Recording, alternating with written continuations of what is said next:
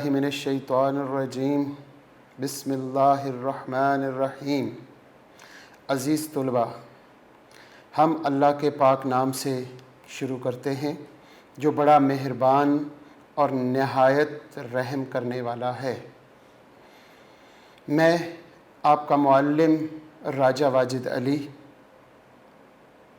मैं आपको शुमारियात यानी स्टैटिस्टिक्स पढ़ाता हूँ। आज का लेक्चर स्टार्ट करने से पहले मेरा एक क्वेश्चन तमाम तलबा से जो मुझे सुनने वाले हैं उनसे है कि हम क्यों पढ़ते हैं, हम इल्म हासिल क्यों करते हैं। और इसका बहुत आसान सा जवाब जो आपकी तरफ से आएगा कि हम कामयाब होना चाहते हैं। कामयाबी कहाँ पर है? जब आपकी तरह मैं तालिबे इल्म था और अभी तक तालिबे इल्म हूँ, कामयाबी तलाश करने के लिए जब मैं निकला तो मैंने बहुत सी जगहों पे कामयाबी तलाश करते करते करते एक मकाम तक पहुंचा जहां मुझे मिला, जहां मुझे इस बात का इल्म हुआ कि कामयाबी किस में है। आज का लेक्चर शुरू करने से पहले मैं कुछ बातें आपसे वो शेयर करना चाहता हूं। जो मैं कामयाबी तलाश करने के लिए निकला तो मुझे क्या मिला? मुझे सबसे पहले इल्म हुआ कि कामयाबी चाहे वो स्टैटिस्टिक्स में हो, मैथमेटिक्स में हो या किसी भी फील्ड में, अपनी ज़िंदगी के किसी भी फील्ड में अगर आप कामयाब होना चाहते हैं तो उसके लिए सबसे पहला काम ये था कि उस काम की अंडरस्टैंडिंग, समझ बूझ होनी चाहिए, नंबर 1। नंबर 2, जब उसकी समझ बूझ आ जाए तो उसकी प्रैक्टिस करें आप। और जब प्रैक्टिस और समझ बूझ दोनों चीज़ें किसी इंसान में शामिल हो जाएं तो मुझे मालूम हुआ कि एक वायरस उस इंसान में पैदा होता है जो कामयाबी से दूर करता है। इसलिए मैंने ये सोचा और मैंने ये देखा कि अंडरस्टैंडिंग प्लस प्रैक्टिस और उस वायरस को अपने अंदर से माइनस करें, यानी कि उस वायरस का नाम ओवर कॉन्फिडेंस। जब इंसान में ओवर कॉन्फिडेंस आ जाता है तो वो अपनी कामयाबी से बहुत दूर चला जाता है। इसलिए ये 3 पॉइंट्स हैं। Number 1, understanding. आप बहुत अच्छे तरीके से कामयाबी के लिए उस चीज़ को सीखें, समझें, उसके बाद उसकी प्रैक्टिस करें और अपने अंदर से ओवर कॉन्फिडेंस माइनस करें तो इंशाअल्लाह कामयाबी मिलेगी। इसके साथ मल्टीप्लाई करना था हमने एक चीज़ को, और वो है ओबीडियंस, इताअत, फुर्माबरदारी। जब आप इस फार्मूले के साथ इताअत और फुर्माबरदारी को मल्टीप्लाई करेंगे तो कामयाबी को 4 चांद लग जाएंगे। आज हमने स्टैटिस्टिक्स चैप्टर 1 और उसकी बाकी डेफिनेशंस को पढ़ना है जो आज के लेक्चर में शामिल हैं। आज का लेक्चर नंबर 3 है और स्टैटिस्टिक्स चैप्टर 1। चैप्टर 1 का नाम इंट्रोडक्शन टू स्टैटिस्टिक्स है और इंट्रोडक्शन टू स्टैटिस्टिक्स में तकरीबन तमाम चैप्टर डेफिनेशंस पर मुश्तमिल है। लेक्चर 1 और लेक्चर 2 आपने सुन लिया होगा और अच्छे तरीके से पढ़ भी लिया होगा। आज हम चैप्टर 1 की सम बेसिक्स डेफिनेशंस को डिस्कस करेंगे इस चैप्टर में, इस लेक्चर में। Number 1, population. पॉपुलेशन क्या चीज़ है जी? पॉपुलेशन है जी a set of all possible observation. वो ऑब्जर्वेशन फाइनाइट और इनफाइनाइट दोनों हो सकती हैं, वो महदूद और लामहदूद। तो पॉपुलेशन की बात करते हुए हम बात करेंगे अ सेट ऑफ, एक ऐसा set, all possible observation, finite और infinite, relevant to the characteristics of interest is called population. और पॉपुलेशन साइज को हम डिनोट करते हैं कैपिटल N से। एग्जाम्पल जैसे कि height of all student in a college, college में पढ़ने वाले तमाम स्टूडेंट की हाइट का डाटा कलेक्ट कर लिया जाए तो वो जो डाटा कलेक्ट होगा वो पॉपुलेशन कहलाएगा। पॉपुलेशन के बाद नंबर 2 सैंपल। सैंपल क्या चीज होती है जनाब? सैंपल अपने नाम से ही वाकिफियत होगी आपकी कि sample is a small part of population, population का एक छोटा सा हिस्सा जो क्या करे, विच इज सिलेक्टेड, जिसे हमने सिलेक्ट किया है किस काम के लिए, विद द एक्सपेक्टेशन, जो एक अंदाजे से उसको सिलेक्ट किया गया है और उस सैंपल का क्या काम है, इट विल रिप्रेजेंट, वो रिप्रेजेंट करे किस चीज को, the characteristics of population, population की करेक्टरिस्टिक्स को अगर वो सैंपल रिप्रेजेंट करे तो हम उस छोटे से हिस्से को उस पॉपुलेशन का सैंपल कहेंगे। लिहाजा डेफिनेशन बनी, a sample is a small part of population which is selected with the expectation it will represent the characteristics of the population. Sample size is denoted by small n. Example, जैसे population की example हमने कही थी कि college के तमाम students की height, sample की एग्जाम्पल में हम कह सकते हैं कि कॉलेज के सिर्फ चंद स्टूडेंट, वो 5 भी हो सकते हैं, वो 10 भी हो सकते हैं। So the example of the sample, height of the 5 student in a college. ये 2 एग्जाम्पल्स इकट्ठी पेपर में आया करती है, डिफाइन पॉपुलेशन एंड सैंपल, और ये बहुत आसान डेफिनेशंस हैं। उम्मीद करता हूँ कि अजीज तुलबा को ये डेफिनेशन याद भी हो जाएंगी और समझ भी आ गई होंगी। आगे चलते हैं इंपॉर्टेंट डेफिनेशंस में। Number 1 parameter. अभी हमने पढ़ा पॉपुलेशन और सैंपल, इसी तरह पॉपुलेशन पैरामीटर। अब हम पैरामीटर की तरफ चलते हैं। पैरामीटर एनी न्यूमेरिकल वैल्यू, कोई भी न्यूमेरिकल वैल्यू कहां से आए, computed from the population, population से हासिल की गई कोई भी वैल्यू इज कॉल्ड पैरामीटर। अभी हमने पॉपुलेशन को पढ़ा तो पॉपुलेशन से हासिल होने वाली कोई भी वैल्यू पैरामीटर कहलाती है। पैरामीटर आर कांस्टेंट, ये पैरामीटर अमूमन कांस्टेंट होता है, एंड यूजुअली नॉन, जो कि अमूमन मालूम होता है। Parameter are denoted by Greek letters. जैसे एग्जाम्पल के लिए आपके सामने पेश करते हैं पॉपुलेशन मीन। पॉपुलेशन मीन को हम म्यू से डिनोट करते हैं और ये म्यू ग्रीक लेटर है। जैसे आप मैथमेटिक्स के स्टूडेंट हैं और अंडरस्टूड है कि मैथ के साथ आप स्टैट्स भी पढ़ते होंगे, और स्टैटिस्टिक्स में या मैथमेटिक्स में आपने अल्फा, बीटा, गैमा पढ़ा होगा। ये सारे अल्फाज हैं ग्रीक लेटर्स। इसी तरह पॉपुलेशन मीन को हम म्यू से डिनोट करते हैं, और पॉपुलेशन पैरामीटर, जब भी पैरामीटर की बात होगी वो ग्रीक लेटर से डिनोट होते हैं। तो पैरामीटर की डेफिनेशन क्या बनी, any numerical value computed from population is called parameter. Parameter are constant and usually known. Parameter are denoted by Greek letter and example है जी population mean mu। इसके साथ statistic, ये हम लेक्चर नंबर 1, लेक्चर नंबर 2 में use करके आए हैं। एक होता है statistics S के साथ, एक होता है statistic C के साथ। C पे आके रुक जाते हैं। इसकी डेफिनेशन जो प्रॉपर है वो यहां पर आपके सामने आ रही है।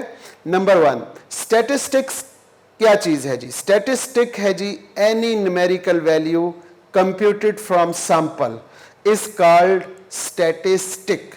जब आपके पास स्टैटिस्टिक सी पर आके स्पेलिंग रुकेंगे तो वो स्टैटिस्टिक होगा, स्टैटिस्टिक्स नहीं होगा। तो जब स्टैटिस्टिक होगा तो उसकी डेफिनेशन है जी any numerical value computed from the sample is called statistic. Statistic varies from sample to sample, therefore it is a variable. जैसे पैरामीटर में हमने बात कही कि ये कांस्टेंट होता है, स्टैटिस्टिक वेरिएबल होता है। अच्छा जी, आगे चलते हैं। सैंपल मीन, जब सैंपल से ली गई वैल्यू होगी उसको हम x बार कहते हैं, और sample mean is a statistic and population mean is a parameter. ये दोनों डेफिनेशन आपस में तालिबे इल्म बहुत ज़्यादा मिक्स कर देते हैं। पैरामीटर की डेफिनेशन में स्टैटिस्टिक को ले आते हैं और स्टैटिस्टिक की डेफिनेशन में पैरामीटर को ले आते हैं। एक आसान सा तरीका है बच्चों को सिखाने का कि पॉपुलेशन P से शुरू होता है और पैरामीटर भी P से शुरू हो रहा है, लिहाजा हमें कंफ्यूजन नहीं करनी अपने पास। Any numerical value computed from population, population क्योंकि P से शुरू होता है तो वो पैरामीटर कहलाएगा। पॉपुलेशन से हासिल करदा वैल्यू पैरामीटर, और स्टैटिस्टिक और सैंपल ये दोनों S से शुरू हो रहे हैं, तो लिहाजा any numerical value computed from sample, क्योंकि सैंपल भी S से शुरू हो रहा है, स्टैटिस्टिक भी S से शुरू हो रही है। ये कंफ्यूजन अपने बीच में से ये दूर करें कि पैरामीटर की डेफिनेशन में बाज़ बच्चे स्टैटिस्टिक की लिख देते हैं और ये मिक्स कर देते हैं। तो ये S से शुरू होने वाले सैंपल और पैरामीटर और पॉपुलेशन P से शुरू होने वाले, ये कंफ्यूजन इंशाल्लाह आपकी दूर हो जाएगी। आगे चलते हैं जी। सम बेसिक डेफिनेशन में अभी मैंने लफ्ज़ इस्तेमाल किया कांस्टेंट। पैरामीटर कांस्टेंट होता है। अब कांस्टेंट किसे कहते हैं? A quantity which can assume only one value is called constant. ऐसी क्वांटिटी जिसमें हम सिर्फ एक वैल्यू को अज्यूम कर सकें उसे हम कांस्टेंट कहते हैं। only one value, assume only one value is called constant. It is denoted by first letter of alphabets A, B, C and इसी तरह बेशुमार। कांस्टेंट एग्जाम्पल क्या हो सकती है? अगर मैं एक क्लास में बैठे हुए किसी भी तालिबे इल्म से पूछूं कि आपकी क्लास कौन सी है, तो बच्चा कहेगा कि सर मैं फर्स्ट ईयर में ICS में पढ़ रहा हूं। मैं दूसरे बच्चे से पूछता हूं, तीसरे से, रोल नंबर 7 से पूछूंगा, तो क्लास में बैठा हुआ हर बच्चा ये कहेगा कि सर हम सब फर्स्ट ईयर में पढ़ रहे हैं। यानी क्लास आंसर चेंज नहीं हो रहा, कांस्टेंट जो चेंज ना हो। एग्जाम्पल, आपने बहुत पहले से ये पढ़ रखा है कि पाई जिसकी वैल्यू होती है 22/7, ये आज जब पहली मर्तबा आपने पाई को पढ़ा तब से लेके आज तक और जब तक आप ये पढ़ते रहेंगे, ये सुनते रहेंगे, इसकी वैल्यू 22/7 ही रहती है, इसकी वैल्यू कभी चेंज नहीं होती। तो the value of pi is 22/7 is a example of a constant. और इसी तरह एक और वैल्यू होती है जो एक्सपोनेंशियल कहलाता है, E, जिसकी वैल्यू होती है 2.71828, ये वैल्यू भी कांस्टेंट होती है। ऐसी क्वांटिटी जो अपनी वैल्यू को चेंज ना करे और उसकी सिर्फ एक ही वैल्यू हो उसे हम कांस्टेंट कहते हैं।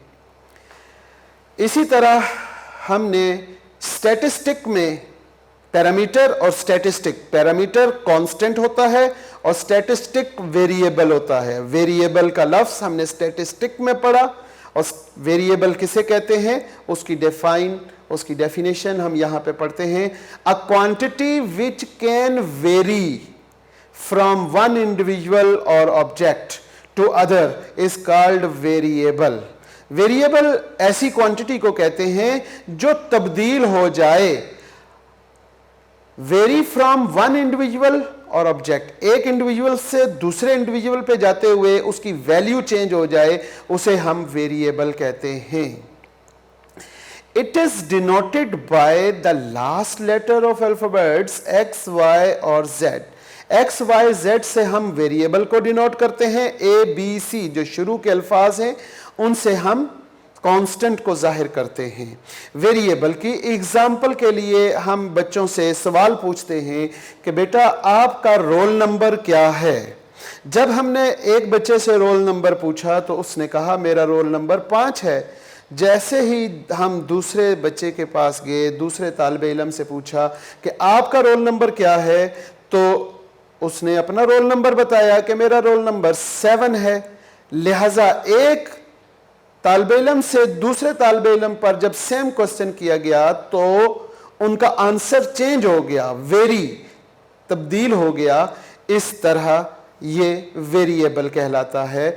जैसे एग्जाम्पल के लिए आपके सामने एज, अगर मैं किसी बच्चे से पूछूं, किसी तालिब इल्म से कि आपकी एज क्या है, तो हर बच्चे का जवाब डिफरेंट होगा, तब्दील हो जाएगा। इसलिए as is the example of variable. Business income and expensive, class, grades are also example of variable. Type of variables, there are 4 types of variable which are following। Variable की 4 टाइप्स हैं जो नीचे दर्ज की गई हैं। Number 1 continuous variable, number 2 discrete variable, number 3 quantitative variable and number 4 qualitative variable. ये 4 types हैं जी वेरिएबल की। अभी हमने वेरिएबल को डिस्कस किया कि वेरिएबल क्या होता है जो अपनी वैल्यू चेंज कर दे one individual to other individual, उसे हम वेरिएबल कहते हैं। और वेरिएबल की 4 टाइप्स हैं। Number 1 continuous variable, discrete variable, बहुत अहम समझने वाले 2 वेरिएबल, क्वांटिटेटिव वेरिएबल और क्वालिटेटिव वेरिएबल। अब हम आगे चलते हैं, इन वेरिएबल्स की टाइप्स को अलग अलग डिस्कस करते हैं। कंटिन्यूस वेरिएबल, कंटिन्यूस वेरिएबल बहुत ही अहम टॉपिक है चैप्टर 1 का, पूरी स्टैटिस्टिक्स का। कंटिन्यूस और डिस्क्रीट वेरिएबल, इनमें डिफरेंस मालूम करना बहुत आसान है, लेकिन बच्चों के लिए जब सीखते हैं, समझते हैं तो उन्हें मुश्किल लगता है। मैंने कोशिश की है कि यहाँ पे आपको बहुत आसान तरीके से आपको समझाया जाए और इस लेक्चर के बाद आप इन दोनों में डिफरेंशिएट कर सकें। कंटिन्यूस वेरिएबल किसे कहते हैं? A variable which can assume, variable अब हम पहले पढ़ चुके हैं कि वेरिएबल हम उसे कहेंगे जो अपनी वैल्यू चेंज करे। A variable which can assume each and every value, each and every value within a given range. हमारे पास एक रेंज होगी, उस रेंज में पाए जाने वाले तमाम के तमाम values, each and every value मतलब तमाम की तमाम वैल्यूज, हमारी रेंज के अंदर वाली तमाम वैल्यूज अगर हम अज्यूम कर सकें किसी वेरिएबल में तो is called continuous variable. Definition बहुत आसान है, a variable which can assume, एक ऐसा वेरिएबल जिसमें हम तसव्वुर कर सकें, अज्यूम कर सकें किस चीज को, each and every value within a given range is called continuous variable. जी example, height, weight, height of the student, weight of the student. अगर हम बात करते हैं हाइट ऑफ द स्टूडेंट, अगर एक बच्चे की हाइट है 60 इंच, हमने किसी बच्चे से पूछा कि आपकी हाइट क्या है, तो वो कहता है 63 इंच। 63 इंच या 60 इंच, अब ये 2 वैल्यूज हैं, इनके दरमियान क्या हर वैल्यू को हम अज्यूम कर सकते हैं? क्या किसी बच्चे की हाइट 61.3 हो सकती है, 61.7 हो सकती है? बिल्कुल हो सकती है। अगर 60 और 63 के दरमियान की तमाम वैल्यूज अगर हम अज्यूम कर सकें किसी भी वेरिएबल में, तो वो कंटिन्यूस वेरिएबल कहलाता है। हमारे पास एक रेंज है, उस रेंज में पाई जाने वाली तमाम वैल्यूज अगर किसी वेरिएबल में मौजूद हो तो that is called continuous variable. Same as it is discrete variable. Discrete variable क्या होता है? डेफिनेशन के अल्फाज सेम रखे गए हैं, सिर्फ एक लफ्ज को चेंज किया गया है। जैसे यहां पे हमने कहा a variable which can assume, यहां पे भी हम यही कह रहे हैं a variable which can assume, लेकिन यहां कहा था ईच एंड एवरी वैल्यू, सिर्फ इसको चेंज किया है ओनली सम स्पेसिफिक वैल्यूज, सिर्फ कुछ स्पेसिफिक वैल्यूज जो हैं वो अज्यूम की जा सकें और बाकी कोई भी वैल्यू अज्यूम ना कर सके। Specific values within a given range is called discrete variable. इन दोनों डेफिनेशंस में सिर्फ इतना डिफरेंस है, ओनली सम स्पेसिफिक वैल्यूज और यहां पे है each and every value. Only some specific values की एग्जांपल अगर हम समझने की कोशिश करें तो जब हम मार्केट में जाते हैं, अगर हम ट्राउजर लेते हैं, पेंट लेते हैं, परचेस करते हैं, तो पेंट का साइज क्या होता है? पेंट का साइज या तो 30 इंच होगा या 32 होगा या 34 होगा या 36 होगा। अगर हम ये कहें कि हम अज्यूम कर लेते हैं कि मार्केट में 31.5 या 31 मार्केट में साइज ऑफ पेंट मौजूद है, तो ऐसा नहीं होगा। साइज ऑफ पेंट मार्केट में या 30 होगा या 32, बिकॉज ओनली सिर्फ सम कुछ स्पेसिफिक वैल्यूज मार्केट में अवेलेबल होंगी। हर वैल्यू हमारे रेंज की हर वैल्यू मौजूद नहीं होगी। तो अगर सिर्फ कुछ वैल्यूज जो स्पेसिफिक वैल्यूज हैं वही हमारे वेरिएबल में अज्यूम की जा सकती हों तो उन्हें डिस्क्रीट वेरिएबल कहते हैं। मेरा ख्याल है कि आपको एग्जाम्पल समझ आ चुकी होगी। एक और एग्जाम्पल हम यहां पे सीखते हैं जी। एग्जाम्पल है जी डिस्क्रीट वेरिएबल की, number of students in a class. Number of students in a class, एक क्लास में कितने बच्चे हैं? अगर हमारा ये क्वेश्चन है तो बच्चा जाके क्लास से बच्चों को तादाद मालूम करके आएगा और बताएगा कि सर क्लास में 4 students, only 4 student in a class. अब नेक्स्ट क्लास में जाके पूछते हैं जी आपकी क्लास में कितने बच्चे हैं? वो बताएगा कि हमारी क्लास में नंबर ऑफ स्टूडेंट 5। इसी तरह नंबर ऑफ स्टूडेंट 6 हो सकता है, लेकिन 5 और 6 के दरमियान कोई भी वैल्यू अज्यूम नहीं कर सकते कि नंबर ऑफ स्टूडेंट हम कहें कि 5.75 student in a class. It is not possible. Only 5 और 6, सिर्फ some specific values can assume in a discrete variable. Number of flower in a tree, another example of discrete variable. मैं उम्मीद करता हूं कि continuous variable और discrete variable को मैं अच्छे तरीके से समझाने में कामयाब हुआ हूं और आप इन दोनों में डिफरेंशिएट और इन दोनों को समझने में और लोगों को इसी अंदाज में समझाने में कामयाब होंगे इंशाअल्लाह। आगे डेफिनेशंस आ जाती हैं, क्योंकि इसकी 4 डेफिनेशंस थी। सम बेसिक डेफिनेशन में हम पढ़ रहे हैं type of variable.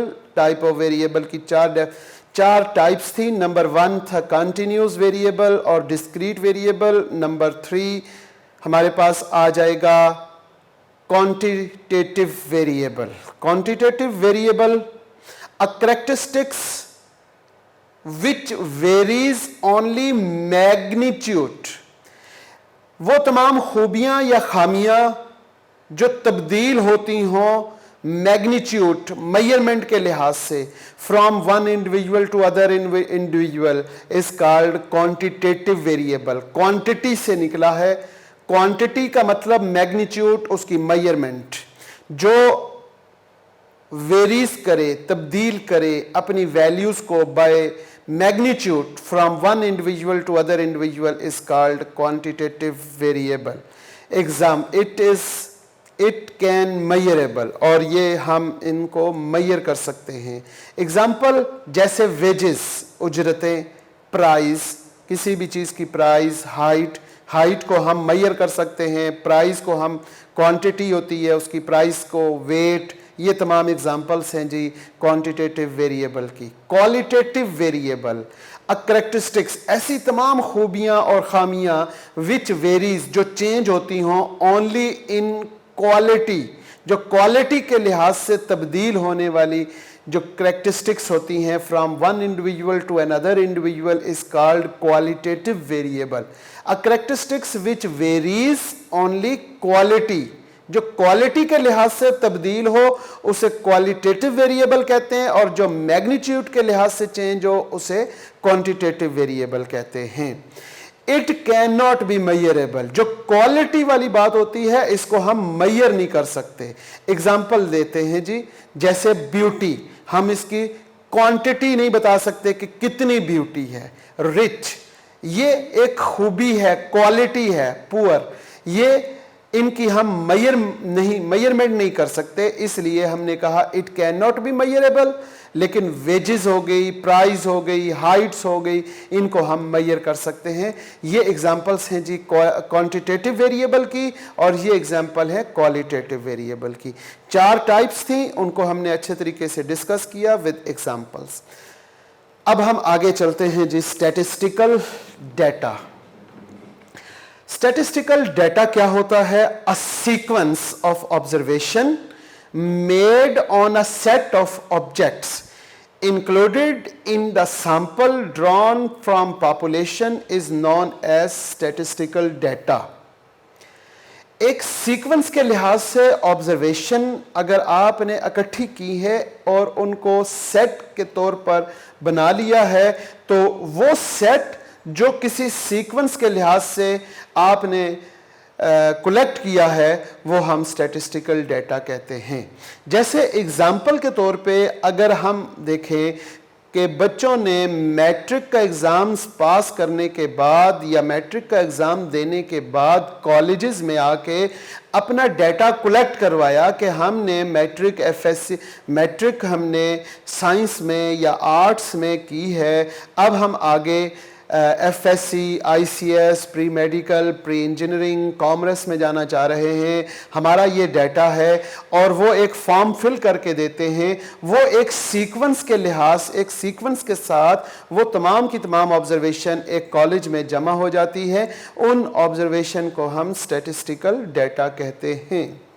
Type of statistical data, there are many type of statistical data which are following. Number 1, ungrouped data, number 2, group data, number 3, continuous data, and number 4, discrete data।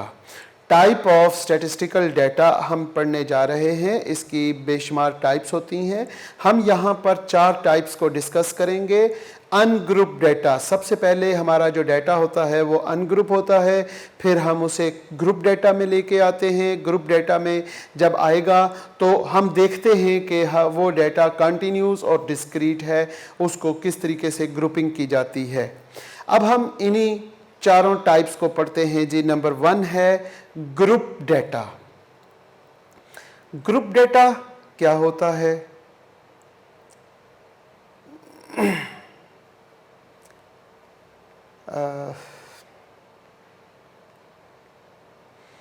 Ungroup data और group data. Group data, data which have been arranged in systematical order are called group data। group data आपके पास है ऐसा data जो हम systematical arrange करते हैं। Data which have been group arranged in a systematical order is called group data। Data presented in the form of frequency distribution is called group data। एक होता है अनग्रुप डाटा। अनग्रुप डेटा क्या होता है? Ungroup data ऐसा data होता है जिसे हमने अरेंज नहीं किया होता, सिर्फ कलेक्ट किया होता है। जैसे हमने अभी एग्जाम्पल पढ़ी कि कॉलेज में डेटा इकट्ठा हो रहा है, एक फाइल में लग रहा है, लेकिन उसमें ये नहीं अलग अरेंज किया गया कि वो किस क्लास का है। जैसे एडमिशन आया, हमने फाइल में वो फॉर्म लगा दिया, फिर बाद में जब हम क्या करते हैं, उसको अरेंज करते हैं कि ये एफएससी वाले अलग कर लें, प्री मेडिकल और प्री इंजीनियरिंग वाले, आईसीएस फिजिक्स वाले अलग, स्टैट्स वाले अलग। जब हम उन्हें अलग कर लेते हैं तो वो ग्रुप डेटा बन जाता है। ग्रुप डेटा बनने के लिए उसको प्रेजेंट करते हैं, उसकी प्रेजेंटेशन करते हैं in the form of frequency distribution, is called group data. Continuous data, continuous data क्या होता है? Data which can describe bye continuous variable. अभी हम कंटिन्यूस वेरिएबल को पढ़ के आ रहे हैं। एक डेटा ऐसा जिसमें कंटिन्यूस वेरिएबल शामिल हो, उस डेटा को कंटिन्यूस डेटा कहते हैं। डेफिनेशन है जी कंटिन्यूस डेटा के लिए आपके लिए बहुत आसान, डेटा विच कैन डिस्क्राइब, ऐसा डेटा जो डिस्क्राइब करे कंटिन्यूस वेरिएबल को, is called continuous data. Example, wait of the 50 students in a class. एक क्लास में 50 स्टूडेंट्स का हमने वेट हासिल किया, ऐसा डेटा। वेट क्योंकि कंटिन्यूस को रिप्रेजेंट करता है, लिहाजा वेट की वजह से ये जो स्टूडेंट हमारे पास है 50 स्टूडेंट्स, इनका जो वेट होगा, वेट क्योंकि डेटा बनेगा, तो weight is a continuous variable, so the weight of the 50 student is a example of continuous data. अब हम आगे बात करते हैं जी डिस्क्रीट डेटा। डिस्क्रीट डेटा क्या है जी? डेटा विच कैन डिस्क्राइब, वही वर्ड्स लिखे गए हैं जो पिछली डेफिनेशन में पढ़े थे। Data which can describe by the discrete variable. वहां हमने कहा था डेटा जो डिस्क्राइब करे कंटिन्यूस वेरिएबल को, यहां पे हम कह रहे हैं data which can describe discrete variable is called discrete data. Example, number of student in a college. College में कितने स्टूडेंट पढ़ते हैं? Number of student is the example of discrete data. Discrete data क्या होता है? Discrete data which can assume on data which can describe by the discrete variable is called discrete data. Number of student in a college is called discrete data. ये आज का lecture हमारा था जिसमें हमने लेक्चर नंबर 3 स्टैटिस्टिक्स में बहुत अहम डेफिनेशंस को पढ़ा, सीखा, समझा और बहुत ही आपसे उम्मीद की जाती है कि आप इन लेक्चर्स को बहुत अच्छे तरीके से सीखेंगे, समझेंगे और आपके लिए बहुत ही खूबसूरत तरीके से आपको डेफिनेशंस याद होंगी। पेपर में यही डेफिनेशंस डिस्कस की जाती हैं शॉर्ट क्वेश्चंस में और ये आपको बहुत अच्छा मटेरियल प्रोवाइड करेगा ये लेक्चर जो आज आपने हमसे सीखा, समझा और स्टैटिस्टिक्स की बहुत ही अहम और इम्पॉर्टेंट डेफिनेशंस को पढ़ा।